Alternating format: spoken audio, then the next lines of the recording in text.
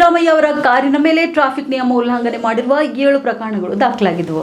ಇನ್ನು ಈ ಸಂಬಂಧ ಸಾಮಾಜಿಕ ಜಾಲತಾಣದಲ್ಲಿ ವ್ಯಾಪಕ ಚರ್ಚೆ ಬೆನ್ನಲ್ಲೇ ಸಿಎಂ ಸಿದ್ದರಾಮಯ್ಯ ಅವರು ದಂಡ ಪಾವತಿ ಕೂಡ ಮಾಡಿದ್ದಾರೆ. ಸಿಎಂ ಸಿದ್ದರಾಮಯ್ಯ ಅವರು ನಿತ್ಯ ಸಂಚಾರ ಮಾಡುವಂತಹ ಫಾರ್ಚುನರ್ ಕಾರ್ 2024ರಿಂದ ಈವರೆಗೂ 7 ಬಾರಿ ಸಂಚಾರ ನಿಯಮಗಳ ಉಲ್ಲಂಘನೆ ಮಾಡಿರುವುದು ಕಂಡುಬಂದಿದೆ. ಈ ಪೈಕಿ 6 ಪ್ರಕರಣಗಳು ಸೀಟ್ ಬೆಲ್ಟ್ ಧರಿಸದೆ ನಿಯಮ ಉಲ್ಲಂಘಿಸಿದಂತ ಕೇಸ್ ಕೂಡ ಆಗಿವೆ. ಇನ್ನು ಇವು ಇಂಟೆಲಿಜೆಂಟ್ ಟ್ರಾಫಿಕ್ ಮ್ಯಾನೇಜ್ಮೆಂಟ್ ಸಿಸ್ಟಂನಲ್ಲಿ ಸಂಚಾರ ನಿಯಮ ಉಲ್ಲಂಘಿಸಿರುವುದು ಸರಿಯಾಗಿತ್ತು. ಈ ಬಗ್ಗೆ ಸೋಷಿಯಲ್ ಮೀಡಿಯಾದಲ್ಲಿ ವ್ಯಾಪಕ ಚರ್ಚೆ ಬೆನ್ನಲ್ಲೇ ದಂಡ ಪಾವತಿ ಕೂಡ ಆಗಿದೆ.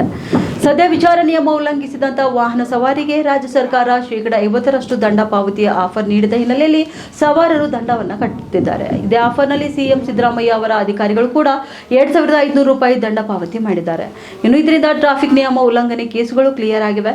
ಇನ್ನು ಈ ವರ್ಷ ಜುಲೈ 9ರಂದು ಕೆಂಪೇಗೌಡ ಅಂತಾರಾಷ್ಟ್ರೀಯ ವಿಮಾನ ಏರ್ಪೋರ್ಟ್ ಎಕ್ಸ್ಪ್ರೆಸ್ ಕಾರಿಡಾರ್ನಲ್ಲಿ ಸಿಎಂ ಅವರಿದ್ದ ಕಾರು ಓವರ್ ಸ್ಪೀಡ್ ಆಗಿ ಚಲಾಯಿಸಿ ನಿಯಮ ಉಲ್ಲಂಘನೆ ಮಾಡಿತ್ತು. ಉತ್ತರ ಕರ್ನಾಟಕ ನ್ಯೂಸ್, ಇದು ಕನ್ನಡದ ಉಸಿರು.